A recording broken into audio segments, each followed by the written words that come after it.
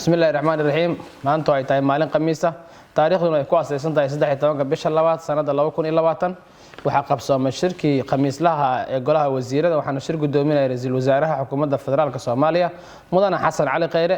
shirka golaha wasiirada maanta waxa lagu ansixiyay siyaasadda deegaanka iyo siyaasadda waxbarashada dalka ay keentay wasaaradda waxbarashada waxa kale oo la ansixiyay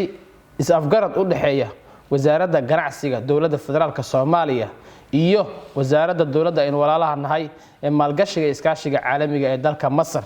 safgarasga iyo golaha wasiiradu ansixiyay sidoo kale maanta waxa lagu soo bandhigay wasaaradda maaliyaddu ay keentay guddiga boardka bangiga dhexe ama guddiga maamulka bangiga dhexe shan xubnood oo kala ah Mr. Usman Gabayre Dr. Abdiqani Saqawadiin Dr. Abdisamad Looyan Dr. Aways Sheikh iyo Professor Hussein Warsame oo dhammaantood aqoon-yahano Soomaaliyeed oo muddo ka badan 20 sano ay kaga shaqeynayeen nidaamka maaliyadda dalka dibadiisa si volunteerna dalkooda ay rabaan inay ugu qidmayaan ayna ku horumariyaan bangiga iyo nidaamka maaliyadeed ee dalka golaha wasiiradana waa ay ansixiyeen